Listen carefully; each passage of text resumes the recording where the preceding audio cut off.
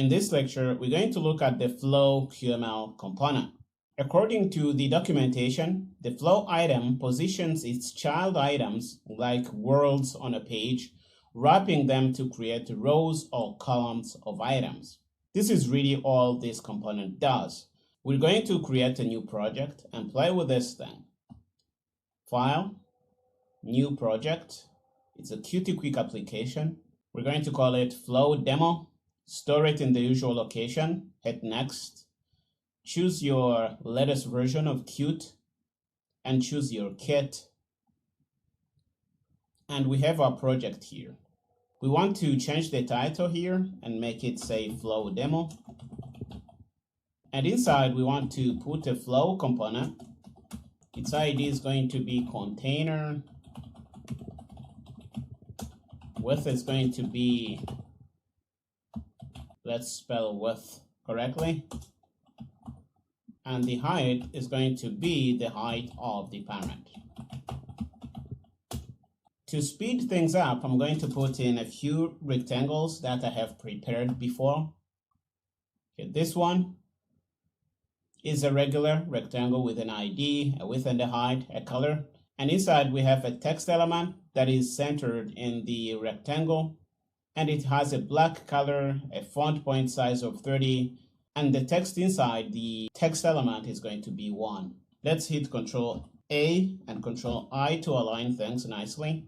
And we want to add more rectangles like this. We want to do a grid structure like we've been doing in the last few lectures. We put in the top center rectangle. Looks like this. The color is beige. The size is 100, 100 width and height. And its text is saying 2. Ctrl A, Ctrl I to align things. We put in the top right rectangle. We put in the left center rectangle.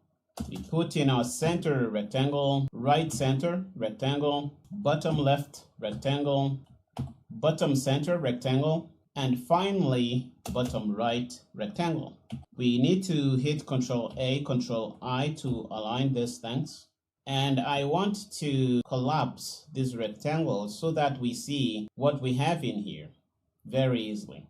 We basically have a flow component and rectangles inside, and it is 9 rectangles. And we can run to see what our application looks like.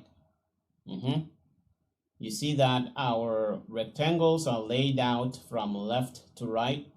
And when the width is not enough to contain them, they wrap to the next line, just like text flows in a page. And I think that's a really good comparison to help people understand how the flow component works. Okay, if we try and extend the width, you see that they try and fill the available width.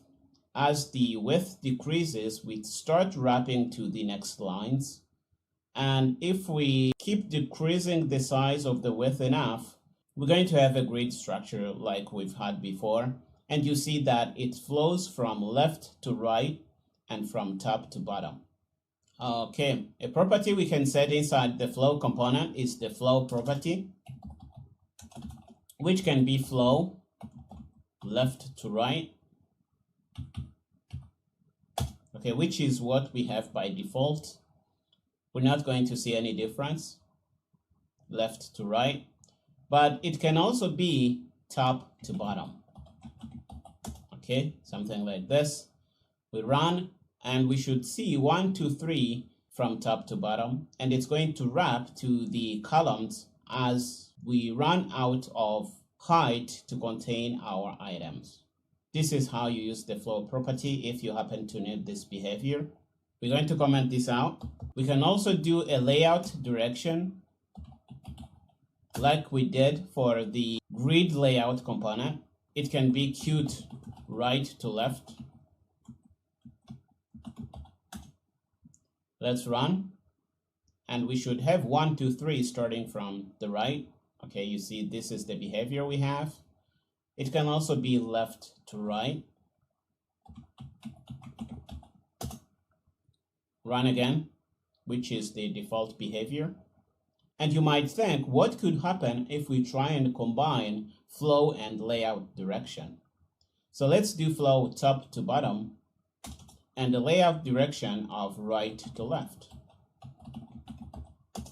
What do we have? Let's run. So it flows from top to bottom, but it starts from the right rather than starting to the left as we had in the default behavior. And you can try and match different values for flow and layout direction and see the result of what you have. Another property we have seen in positioners and Qt Quick layouts is the spacing property, which we also have in the flow component. So we can say spacing, let's say 20. And if we run, we're going to have some spacing between the elements. Okay, what we just saw is a section of what is really available from the flow component. If you need to have more information, you can read on all these properties and see how you can use them in your real application. And as this is the last lecture in positioners, I think this is a good time to wrap up what we just saw. So this is the documentation entry for Qt Quick layouts. We just saw that they allow you to build resizable pieces of user interfaces. This is what you most likely to use them for. All these layouts are available to you. We used column layout, grid layout, and row layout, but feel free to try stack layout. We also saw positioners, which are row, column, and grid. We used these and we saw how you can build the structures like this. You use them when resizing is not really your concern, and they work pretty well. And if you scroll down, you can see more information about these components. You see the column, this is how you build it. You see the row, this is how you build this thing you see here. Down here we have a grid, we have a flow component. Okay, these are different ways to use positioners. They also say that there are several other ways to position items in a user interface. You can use the basic technique of specifying their X and Y coordinates directly. We saw that. You can also position elements relative to other items with anchors, and we also looked at that. So when you need to position elements in your user interface, you have all these things in your arsenal to really build what you want and use the most flexible way. This covers all I had to say in this chapter. In the next chapter, we're going to keep exploring more concepts on Qt Quick development. I'll see you in the next chapter.